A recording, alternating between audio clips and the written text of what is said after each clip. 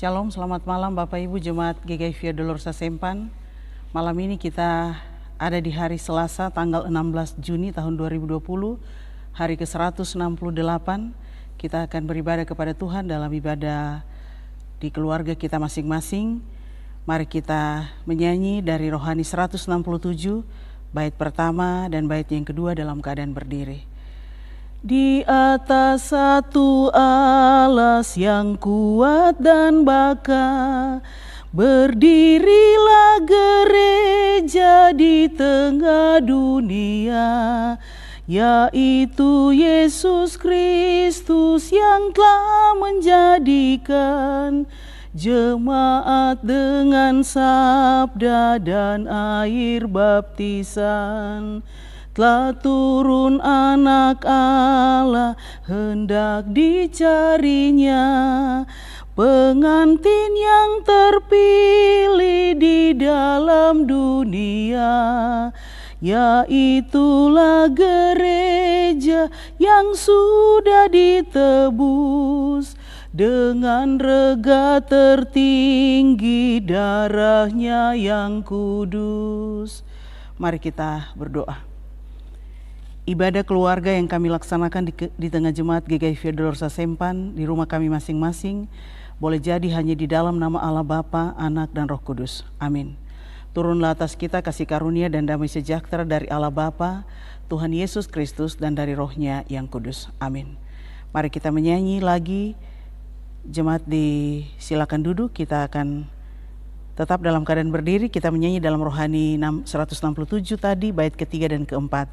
Terpilih dari bangsa seluruh dunia, gereja jadi satu di dalam Tuhannya, iman dan harap satu dan satu makanan, yaitu roti suci dan cawan minuman. Di tengah pencobaan dan perjuangannya, dinantikannya siang saman sejahtera, sehingga dalam mata gemilanglah terang, hayal yang jadi sungguh gereja yang menang. Kita berdoa untuk mendengarkan firman-Nya dalam Kisah Rasul pasal 2 ayat 41-47 pembacaan kita kemarin, karena temanya tetap hakikat gereja. Mari kita berdoa. Di hari ke-168 kami ada di dalam rumah kami masing-masing, bersyukur atas semua kebaikan-Mu untuk mendengarkan firman-Mu, sebab firman-Mu lah yang memberikan kami kekuatan dan kehidupan itu. Ampuni kami, dalam nama-Mu Tuhan Yesus, firman yang hidup, kami sudah berdoa bersyukur menyambut firman-Mu dengan penuh sukacita, dan Roh-Mu yang kudus menolong kami untuk melakukan firman-Mu ini dalam hidup kami. Amin. Kisah Rasul pasal 2 ayat 41-47, berikutnya cara hidup jemaat yang pertama. Orang-orang yang menerima perkataannya itu memberi diri dibaptis, dan pada hari itu jumlah mereka bertambah kira-kira 3.000 jiwa. Mereka bertekun dalam pengajaran rasul-rasul dan dalam persekutuan, dan mereka selalu berkumpul untuk memecahkan roti dan berdoa. Maka ketakutanlah mereka semua, sedang rasul-rasul itu mengadakan banyak mujizat dan tanda. Dan semua orang yang telah menjadi percaya tetap bersatu, dan segala kepunyaan mereka adalah kepunyaan bersama. Dan selalu ada dari mereka yang menjual harta miliknya, lalu membagi-bagikannya kepada semua orang sesuai dengan keperluan masing-masing. Dengan bertekun dan dengan sehati mereka berkumpul tiap-tiap hari dalam bait Allah. Mereka memecahkan roti di rumah masing-masing secara bergilir, dan makan bersama-sama dengan gembira dan dengan tulus hati, sambil memuji Allah, dan mereka disukai semua orang. Dan tiap-tiap hari Tuhan menambah jumlah mereka dengan orang yang diselamatkan. Demikian jauhnya pembacaan firman Tuhan. Yang berbahagia adalah mereka yang mendengarkan kebenaran Tuhan, memelihara serta memperlakukan kebenaran itu dalam seluruh hidupnya. Haleluya, haleluya, haleluya. Bapak Ibu, tema kita masih lanjut dalam materi kemarin, hakikat gereja. Karena itu kita akan melihat di slide yang ada. Tema kita hari ini adalah hakikat gereja. Marilah kita melihat pada slide yang ada dalam penjelasan lanjutan kemarin, bahwa gereja dalam penjelasan kemarin dia ada dengan tujuan untuk memberitakan Injil sampai Tuhan datang. Kalau gereja tidak memberitakan Injil, maka gereja akan kehilangan hakikatnya. Dengan beberapa pengertian yang kemarin disampaikan, bahwa gereja adalah tubuh Kristus, gereja adalah persekutuan orang-orang percaya. Hari ini kita akan melihat sifat dari gereja. Gereja itu bukan gedungnya, menaranya, pintunya, tapi gereja adalah orangnya. Di dalamnya ada kulit putih, hitam, rambut keriting, rambut lurus, semua ada di dalam gereja. Karena itu kita akan melihat sifat dari gereja. Dalam pengakuan iman rasuli disebutkan juga tentang sifat gereja seperti yang kita ketahui. Yang pertama, kudus, dan gereja adalah umum. Dan yang kedua, gereja adalah persekutuan dan gereja adalah satu. Mari kita lihat pengertian seperti yang dijelaskan sebagai berikut. Kudus, umum, satu. Gereja adalah kudus. Kudus menurut pengertian kata artinya disendirikan, diasingkan. Pengertian ini bisa dipakai untuk barang tapi juga manusia. Pengertian gereja adalah kudus menunjuk kepada hubungan antara gereja yang diasingkan atau disendirikan dengan tujuan tertentu yang Allah sediakan. Melalui hubungan itulah gereja memperoleh bentuknya. Gereja harus datang ke dalam dunia yang berdosa dengan berita keselamatan supaya dunia beroleh selamat. Artinya gereja dikuduskan, dikhususkan oleh Tuhan, bukan jauh dari dunia, tapi kehidupannya yang penuh kekudusan itu membawa terang keselamatan bagi dunia. Gereja juga kalau dia kudus tapi kalau jauh dari orang-orang di dunia, berarti gereja juga dia tidak melakukan tugas keselamatan itu dengan baik. Kita lihat kekudusan bukan berarti menjauhkan diri atau mengasingkan dari dunia, tapi sebaliknya harus menghubungkan dunia yang berdosa dengan Kristus yang adalah kepala gereja yang kudus itu. Hubungan ini harus dikaitkan dengan kehidupan nyata dunia, di mana dia harus masuk bergumul bersama dengan masalah yang ada di dunia demi kesejahteraan manusia. Kekudusan erat hubungan dengan ketaatan. Jadi kalau seseorang hidup kudus tapi kalau dia tidak taat kepada Tuhan, tidak teguh pada firman, tidak mungkinlah dia hidup dalam kekudusan. Imamat 28 ayat 7, Matius 5 ayat 48, 1 Petrus 1, 16. Dia hadir dengan kekuatan dan pengharapan yang berlandaskan Yesus sebagai kepala gereja. Karena itu kita tidak bisa hanya mengatakan kudus tapi tidak menyatakan ketaatan kita dan tidak hidup dalam firman. Itu pun juga kita tidak bisa menjadi berkat dan tidak membawa orang datang kepada Tuhan. Panggilan untuk menguduskan diri, mengasingkan diri bagi Tuhan oleh anggota gereja diarahkan supaya hidup yang lain, yang baru, yang dilihat oleh orang lain meliputi bahagian hidup dan merambah secara keseluruhan hidup yang lama. Gereja yang kudus dalam hubungan tanggung jawab anggota gereja terdiri dari orang-orang berdosa. Artinya bahwa hidup yang baru dialihkan menjadi berkat bagi orang-orang yang belum memperoleh berkat. Karena itu gereja yang kudus, orang itu mempunyai tanggung jawab yang besar untuk membawa banyak orang datang kepada Tuhan.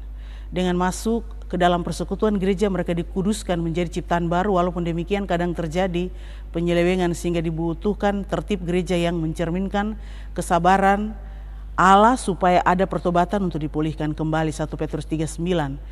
Tertib gereja bukan suatu proses penghakiman tetapi suatu perbaikan atas dasar pemberitaan firman, perintah-perintah Allah, pelayanan firman Allah dalam pemeliharaan hidup jemaat.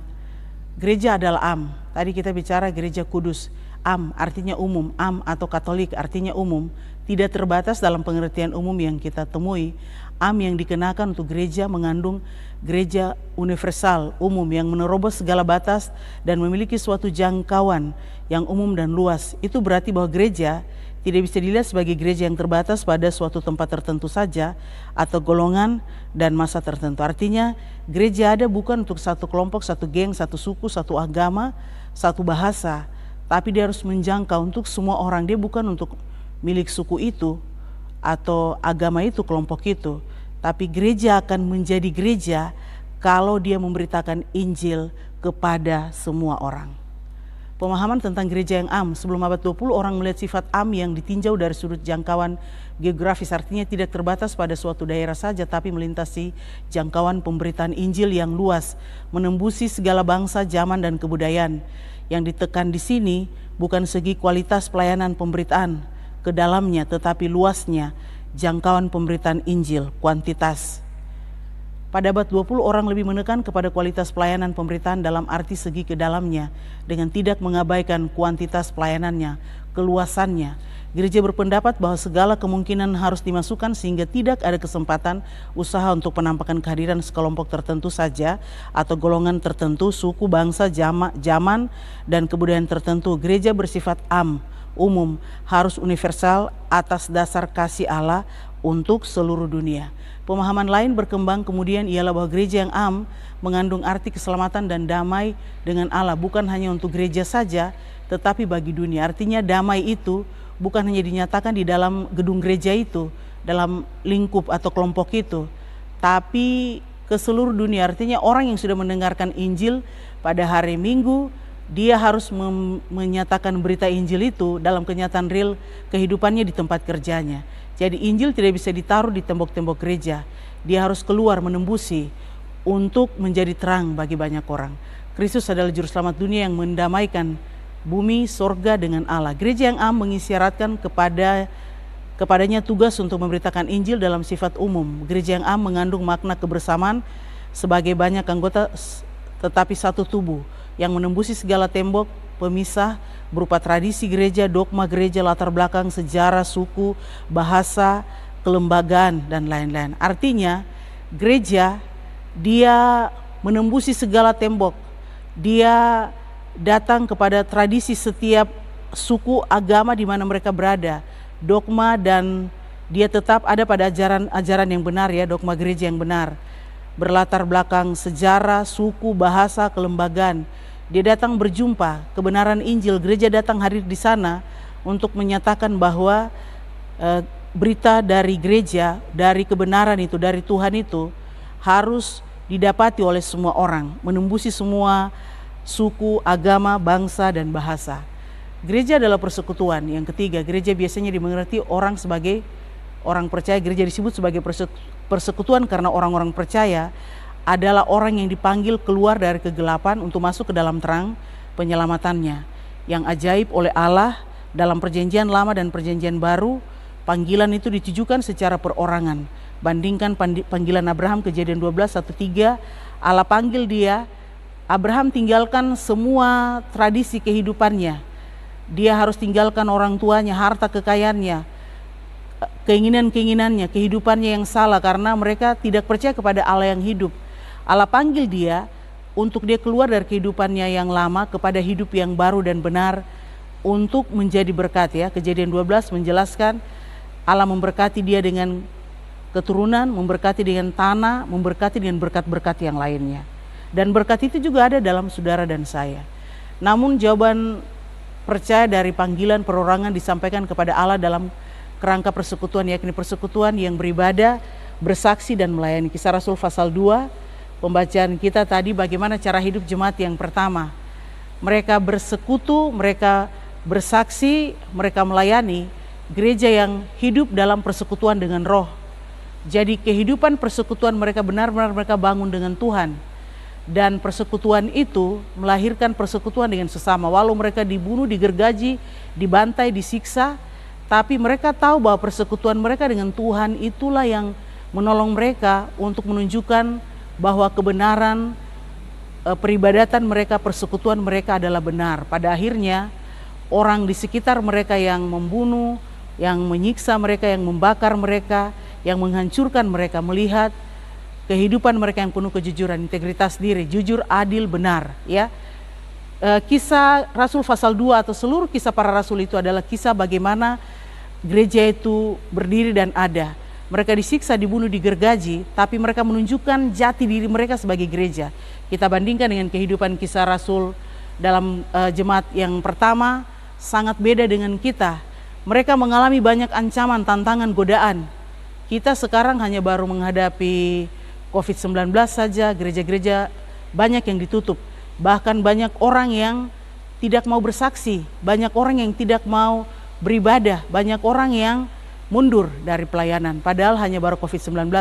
Mereka dulu 300 tahun lockdown, dan mereka tidak diperbolehkan beribadah, apalagi memberitakan Injil dalam gereja seperti ini. Dilarang toki lonceng, bahkan gedung gereja pun tidak.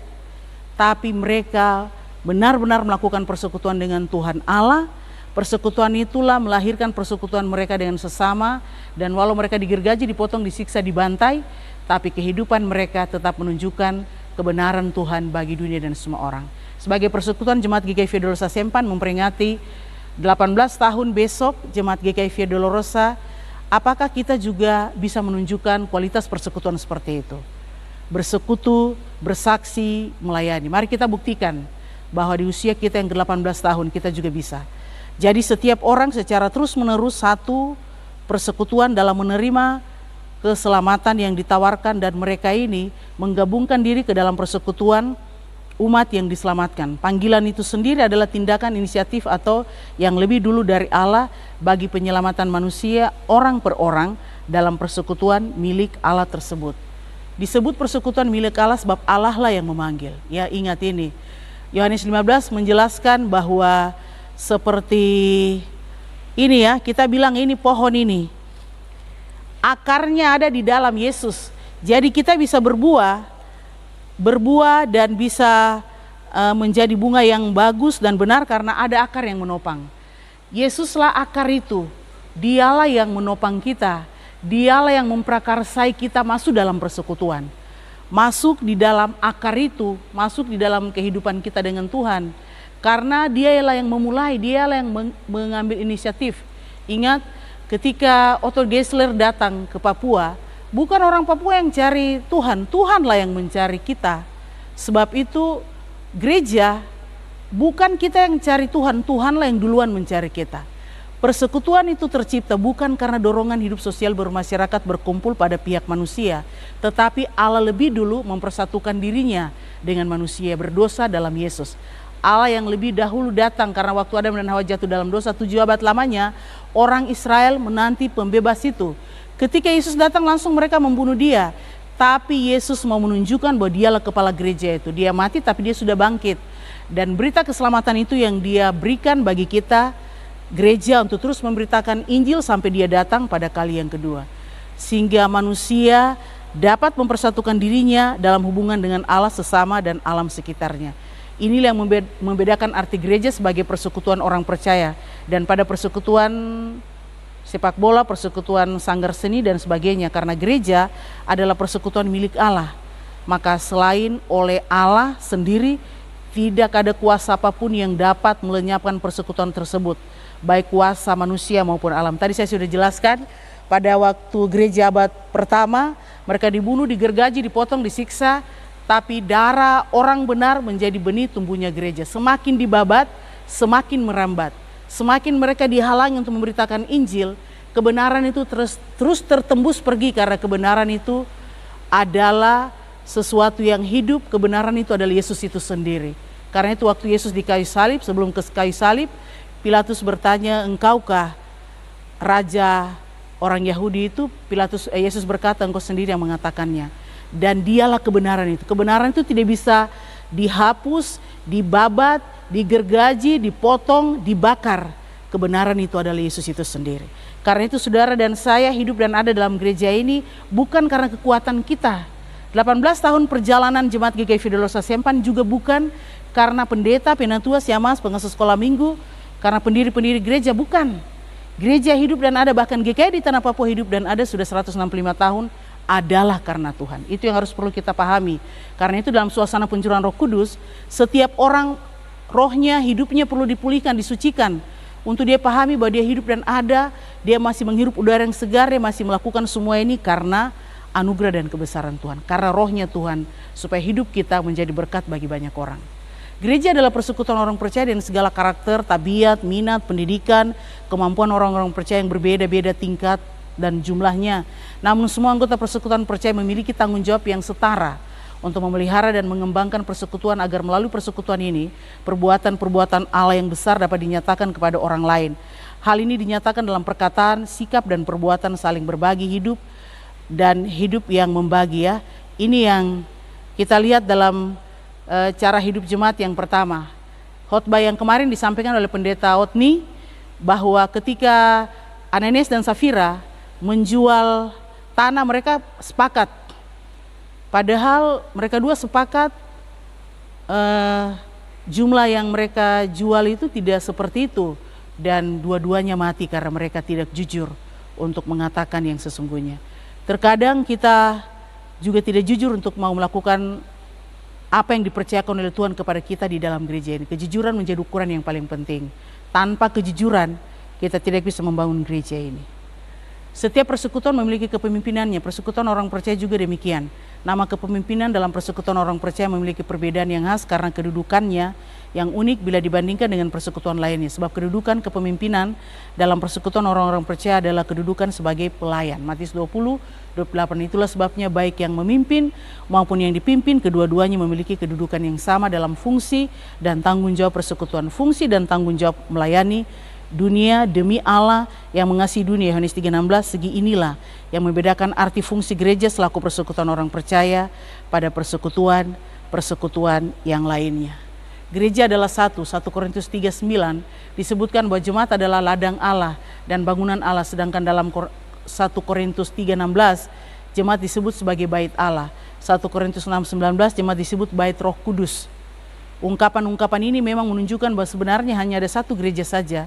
Akan tetap tidak dapat disangkal bahwa dalam perjanjian baru terdapat banyak gereja jemaat. Ada jemaat Roma, Korintus, Galatia, Via Dolorosa, Martin Luther, Ebenezer, dan lain sebagainya. Sekalipun demikian, menurut Alkitab, adanya banyak jemaat yang beraneka ragamnya itu tidak menunjuk perpecahan. Semuanya itu mewujudkan satu umat. Kisah Rasul 15:14, 1 Petrus 2 ayat yang ke-9 artinya kita ada karena kekuatan kuasa yang telah diberikan oleh Allah kepada setiap orang. Dalam khotbah 2 minggu yang lalu, karunia kemampuan yang diberi oleh dari Allah yang satu, roh yang satu, dari karunia kekuatan yang kita peroleh dari Allah yang satu untuk membangun tubuh Kristus. Tuhan dimuliakan, hidup kita diberkati, bukan untuk membanggakan. Pada zaman perjanjian baru, walaupun jumlah jemaat banyak, tidak pernah terjadi perpecahan ya. Ini yang membedakan kita dengan gereja abad sekarang. Gereja sekarang ini perpecahan banyak sekali. Bahkan di dalam satu gereja itu sendiri pun juga terjadi perpecahan. Kenapa? Karena kita mempunyai berbagai macam keinginan-keinginan daging yang tidak kita satukan hati dan hidup kita pada keinginan Tuhan. Pada zaman sekarang ini jumlah gereja yang banyak itu membuktikan adanya perpecahan dalam gereja. Pasti ada di antara kita warga gereja yang mengatakan bahwa perpecahan gereja memang tidak dapat dihindari karena kita adalah manusia berdosa. Ada yang berpendapat lain bahwa gereja sekarang ini terpecah-pecah, namun kelak pada akhir zaman kesatuannya akan menjadi kenyataan. Pendapat-pendapat ini belum tentu benar karena hanya dipakai untuk membenarkan perpecahan yang ada itu. Saudara, terkadang ini terjadi karena ego, kekerasan, kesombongan dari pribadi itu.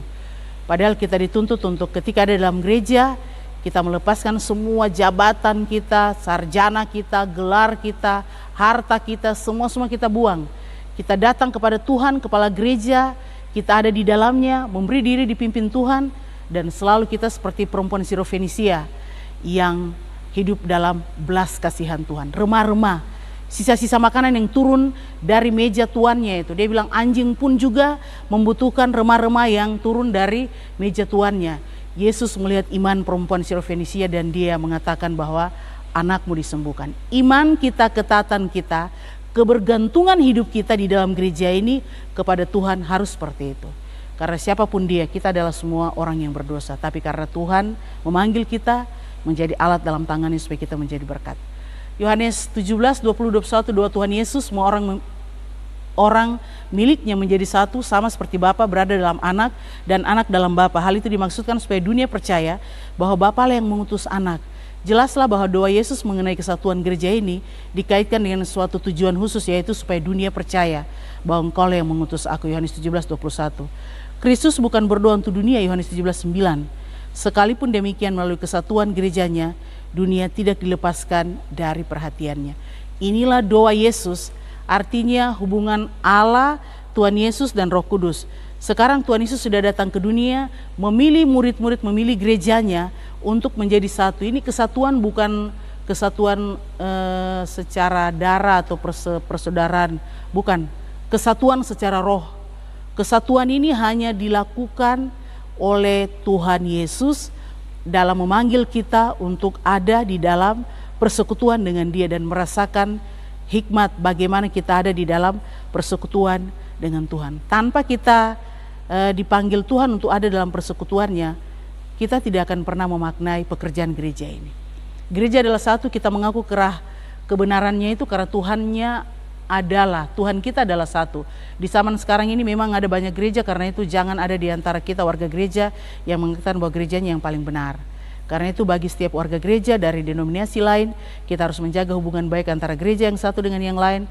Karena walaupun kita berbeda, tidak satu gereja, tetapi Tuhan kita adalah satu. Tujuan gereja dalam dunia telah kita ketahui. Pengertian gereja dari kata Yunani eklesia mempunyai arti mereka dipanggil keluar. Gereja terdapat di mana ada manusia yang dipanggil, dihimpunkan oleh Allah melalui Rohnya yang kudus. Demikianlah gereja dipergunakan sebagai alat Roh Kudus untuk menghadapkan orang-orang kepada Kristus. Dalam Kisah 2 diceritakan tentang pemberitaan oleh gereja yang membuat banyak orang menjadi percaya. Demikianlah nampak bahwa gereja menjadi alat yang dipergunakan untuk membuat manusia memperoleh keselamatan. Gereja tidak memiliki tujuan pada dirinya sendiri. Gereja berada bukan untuk gereja, bukan demi kepentingan gereja, melainkan demi kepentingan kerajaan Allah. Agar supaya gereja dapat memenuhi tugasnya, yang demikian itu harus dipenuhi oleh Kristus. Efesus 1:2, Kolose 2:10, gereja juga dipanggil untuk memelihara persekutuan dengan Kristus. Tujuan gereja dalam dunia adalah dipakai oleh Allah untuk memproklamirkan dengan perkataan dan perbuatan berita keselamatan, yaitu Injil Kerajaan Allah kepada segala bangsa, Matius 8:19, ke seluruh dunia, agar gereja dapat dipenuhi oleh kesempurnaan Kristus. Maka gereja harus tumbuh ke dalam dan keluar. Pertumbuhan gereja ke dalam, berbicara tentang pertumbuhan gereja ke dalam itu berarti gereja sudah harus makin bertumbuh dalam kedewasaan, dewasa iman, pengetahuan tentang Kristus. Pembangunan ke dalam itu pertama-tama harus menjadikan gereja benar-benar berakar pada Kristus, sehingga gereja menjadi kuat, sebab hanya Kristuslah yang menjadi kepala gereja. Berakar pada Kristus berarti bahwa gereja harus menerima Kristus. Kolose 2:6, Efesus 4:20-21, serta hidup dan tetap berjalan di dalam Kristus. Gereja hanya dapat berbuat demikian jikalau gereja tetap memegang teguh Injil yang telah diberitakan kepadanya tanpa dikurangi ataupun ditambah. 1 Korintus 15:1-2. Hanya dengan cara demikian gereja tidak bisa diombang-ambingkan oleh rupa-rupa pengajaran. Semua anggota gereja tanpa kecuali harus bersama-sama tumbuh dan berkembang serta bertambah-tambah dalam kesempurnaan. Karena itu setiap anggota gereja jemaat harus bersatu, hidup damai, dan jangan ada di antara kita, khususnya sebagai warga gereja, yang merasa dirinya lebih hebat atau lebih mulia dari orang lain. Demi pertumbuhan gereja, maka bagi setiap warga gereja yang diberikan talenta oleh Tuhan harus dipergunakan untuk pembangunan tubuh Kristus. Pertumbuhan keluar bersama dengan pertumbuhan gereja ke dalam, gereja juga harus bertumbuh keluar, yaitu dengan pemberitaan Injilnya. Injil harus diberitakan, harus dimasyurkan kepada segala bangsa, sebab Injil adalah kekuatan Allah yang menyelamatkan setiap orang percaya. Gereja harus memberitakan Injil karena itu dia adalah ini perintah Kristus. Inilah hakikat dari gereja, ya. Kita punya tema. Kalau gereja tidak beritakan Injil, gereja sama dengan lembaga-lembaga lain, sama dengan Golkar, PDI, sama. Dalam keadaan apapun, dalam COVID-19 kah, mau terjadi apakah, gereja tetap harus menyatakan dirinya, hakikatnya, bahwa dia beritakan Injil sampai Tuhan datang. Tema HUT PI kemarin, celakalah aku jika aku tidak beritakan Injil. Paulus berkata, memberitakan Injil adalah keharusan. Mau ada uang kah, mau ada sarjana teologi kah, tidak kah? Pendeta Maury Musyendi bilang ketika Alkitab terbuka di mimbar-mimbar GKI tanpa ada sarjana teologi, tanpa ada uang, tapi ketika Alkitab dibuka di mimbar GKI, Injil tetap terus tertembus, diberitakan pergi sampai Tuhan datang pada kali yang kedua. Di dalam geraknya keluar itu tampaklah bahwa Allah mengasihi dunia. Allah telah mendamaikan dunia dengan dirinya sendiri, dan karena Kristus adalah juru selamat dunia. Gereja tidak memiliki tujuan pada dirinya sendiri, tapi gereja hadir untuk memberitakan kerajaan Allah. Gereja juga dianjurkan supaya setiap waktu siap bersaksi tentang imannya. Karena itu orang beriman, warga gereja harus tetap berusaha agar hidupnya mencerminkan iman yang layak kepada Tuhan, serta berpadanan dengan Injil Kristus, supaya orang-orang yang hidup di luar gereja melihat perbuatan gereja yang baik, dan mereka akan percaya dan memuliakan Bapa yang di sorga. Tugas memberitakan Injil harus tetap dilaksanakan, ditingkatkan oleh semua warga gereja supaya gereja tetap hidup. Bukan hanya pendeta saja, penatua, siamas, badan penunsur, pengasuh sekolah minggu, tapi tugas memberitakan Injil adalah tugas semua orang percaya tanpa terkecuali. Kenapa? karena kita sudah mendengarkan Injil. Paulus berkata kepada jemaat yang ada di Korintus bahwa mereka berutang kepada orang-orang yang ada di Yerusalem. Walau orang-orang di Korintus juga mengalami banyak pergumulan, tapi dari 1.000 perak mereka juga mau mengucapkan terima kasih kepada orang yang membawa Injil kepada mereka. Saudara, kalau hari ini saudara tidak beritakan Injil, saudara juga berutang secara roh kepada Tuhan. Tuhan memberkati kita sebagai gereja memperingati 18 tahun. Bagi Bapak Ibu yang mungkin tidak pernah beribadah dalam ibadah PKB, Pampar, ibadah Minggu, mari kita bertobat. Di usia kita yang ke-18 tahun, bahwa kita harus memberitakan Injil sampai Dia datang pada kali yang kedua. Demikianlah firman-Nya. Tuhan memberkati kita sekalian dengan firman-Nya. Amin.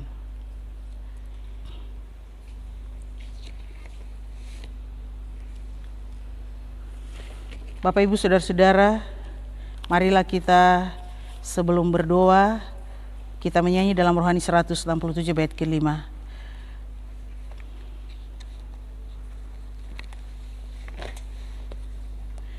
Gereja yang berdoa di dalam dunia, sekutu dengan Tuhan ketiga yang esa, dan dengan orang suci jemaat yang telah menang.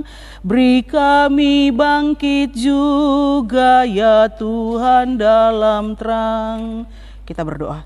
Bapa, kami bersyukur untuk hari ini firman-Mu memperingati 18 tahun perjalanan GKI Dolosa Sempan. Kami diingatkan untuk terus memberitakan Injil sampai Engkau datang pada kali yang kedua.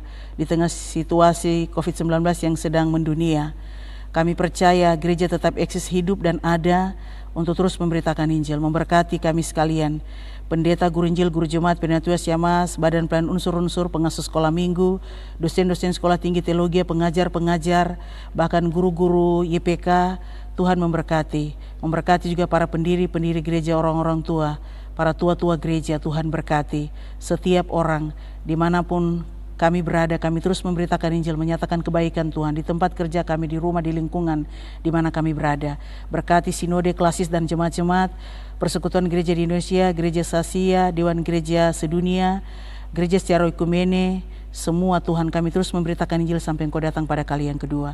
Berkati juga panitia HUT Jemaat Week 4, juga Tuhan memberkati program jemaat kami dalam bulan Juni dalam masih situasi COVID-19 ini. Tuhan memberkati kami. Kedua hamba-Mu, pelaksanaan harian majelis jemaat, 70 majelis, badan pelayan unsur-unsur, bahkan juga panitia pembangunan jemaat, panitia pembangunan kantor klasis Mimika, BPPG jemaat, BPPG klasis, panitia raker klasis keempat, juga Tuhan memberkati panitia tim musik gerejawi, tim multimedia, koster TU, sopir, pekerja-pekerja gereja baik yang ada di tingkat sinode, klasis dan jemaat-jemaat. Tuhan memberkati. Yayasan-yayasan LSM Tuhan berkati. Kami juga berdoa menyerahkan setiap orang yang bekerja sungguh-sungguh untuk gereja-Mu, bahkan lembaga Alkitab Indonesia. Tuhan berkati dalam proses pemberitaan Injil lewat pemberian Alkitab tersebut. Tuhan memberkati kami sekalian, para janda duda yatim piatu, mereka yang kehilangan kasih sayang, Tuhan berkati. Kami berdoa menyerahkan pemerintah dari pusat, provinsi, daerah, Kabupaten Mimika, Forkopimda, 7 suku yang ada dan semua suku-suku yang ada di Tanah Mungsa, di seluruh Tanah Papua, di seluruh Indonesia, bangsa dan negara kami Tuhan berkati. Bahkan pemerintah dalam menangani COVID-19 Tuhan berkati, para pemerhati Tuhan memberkati, para medis, dokter, mantis, suster, cleaning service, petugas makan juga Tuhan memberkati, semua TNI, Polri, Pol PP Tuhan memberkati dalam menangani COVID-19 ini. Beri mereka kekuatan, perlindungan. Pemerintah dalam menata layani semua yang sedang terjadi dengan keuangan yang ada, baik di tingkat nasional, provinsi dan kabupaten. Tuhan memberkati. Kami juga berdoa menyerahkan mereka yang mengalami COVID-19. Tuhan beri kekuatan pemulihan, bagi Tuhan tidak ada yang mustahil. Bagi mereka yang mengalami duka cita, Tuhan juga memberikan mereka penghiburan karena COVID-19. Kami berdoa menyerahkan seluruh kehidupan kami sekalian PT Freeport dalam seluruh penata layanan pelayanan mereka, para pegawai-pegawainya. Tuhan memberkati. Tuhan memberkati mereka untuk hidup jujur, adil dan benar, untuk melakukan semua tugas-tugas mereka dengan penuh cinta kasih. Mereka yang mengalami mogok kerja, mereka yang mengalami yang cari kerja, Tuhan buka jalan yang berulang tahun. Ibu Fani hari ini Tuhan berkati, beri kuat, sehat, dan semua yang berulang tahun kemarin, hari ini dan esok Tuhan memberkati. Kami juga berdoa Menyerahkan ibu-ibu yang mengandung, Tuhan berkati hari di mana Tuhan tentukan dapat mereka melahirkan dengan selamat. Anak-anak kami yang ada di dalam TK, SD, SMP, SEMU, kuliah, Tuhan berkati. Bahkan semua anak-anak kecil yang dalam kandungan Tuhan juga berkati. Dalam seluruh hari-hari hidup anak-anak muda Tuhan berkati, yang ada dengan orang tua, yang jauh dari orang tua dalam segala perjuangan hidup mereka, yang sudah bekerja, yang sedang cari kerja, Tuhan buka jalan. 520 kepala keluarga Tuhan memberkati. Kami serahkan seluruh kehidupan kami semua, para pendiri-pendiri gereja, Tuhan memberkati. Tim penulisan sejarah gereja Pekabaran Injil, Tuhan berkati agar mereka dapat menulis sejarah perjalanan jemaat ini 18 tahun. Biarlah itu menjadi harga diri, nilai yang penting untuk dikenang oleh generasi muda. Tuhan memberkati. Kami juga berdoa menyerahkan seluruh kehidupan kami sekalian jemaat-Mu di malam ini. Tuhan memberkati kami semua. Kami berdoa menyerahkan semua orang yang sakit, Bapak John Simatupang, Bapak Lewi Palinduan, Bapak Nathan Matasik, Ibu Elvi Pulung, Bapak Markus Seru, Bapak Benyamin Londong, Bapak Penatua Fajan Paulus, Nenek Ine, orang tua dari Ibu Sianturi, Bapak Petrus Kumbubui, Bapak Penatua Edi Sambuari yang hari ini menjalani operasi. Tuhan memberi kekuatan dan berkat. Tuhan, kami juga berdoa menyerahkan hamba memberi kuat sehat. Ibu Lukas Lapu yang selesai melahirkan, Bapak Nobin Titu Kalalembang, Ibu Agustinus Samba, juga anak dari keluarga Lukas Lapuk yang ada di RSUD, bahkan Ibu Kekasih, Tuhan juga berkati. Anak Gita Paliling, anak dari Ibu Penatua Ludia Paliling, anak Hendrik, Bapak Gottlieb Toisuta, Bapak Dison Kala, juga Ibu Sirni Tangkealo, anak Papuadi Layuk Sampe, Ibu Jos Morlan Siagian selesai melahirkan, anak Jaiden, anak Maganta, anak James Sanga, juga Ibu Lydia Manurung Sihombing, orang tua dari Ibu Barita Rumah Horbo, Ibu Resni Sampai Tondok, Bapak Henok Bintan, Saudara Boy, Ibu Calvin Pariu, Bapak Jubelius Kaviar. Jika ada orang-orang sakit yang kami tidak sebutkan nama mereka, Tuhan tahu, nyatakan kuasa kesembuhan-Mu bagi mereka. Yang berduka cita, keluarga Ibu Daud Taruklobo, keluarga Martin Parinding, keluarga Daniel Rantegau, keluarga Daniel Ramba, keluarga Samuel Pabite, keluarga Waru Rumayem, keluarga Yakob Ranterinding, keluarga Indra. Tuhan memberkati seluruh kehidupan kami sekalian di malam ini. Biarlah semua yang kami buat Tuhan dimuliakan dan hidup kami diberkati. Terima kasih ya Tuhan, memberkati kehidupan kami sekalian di malam ini. Inilah doa syukur sembahyang kami, kebun milik gereja yang sedang dikelola per week. Tuhan memberkati, dan juga pelayanan diakoni akan dilakukan oleh week keempat dalam rangka HUT Jemaat ke tempat yang sudah ditentukan. Tuhan memberkati supaya semua pelayanan ini dapat berjalan dengan baik. Nama-Mu dimuliakan dan hidup kami diberkati. Inilah doa syukur sembahyang kami, inilah harapan kami. Pada akhirnya kami serahkan seluruh kehidupan kami sekalian dan kami akan menerima berkat Tuhan. Mari kita berdiri, kita akan menerima berkat Tuhan. Anugerah Tuhan kita Yesus Kristus, kasih Allah Bapa dan persekutuan Roh Kudus turun atas kita sekalian, Jemaat GKI Fedosa Sempan, atas Klasis Mimika, GKI di Tanah Papua, seluruh kehidupan kita semua, hari ini terus kekal selama-lamanya. Amin, amin, amin.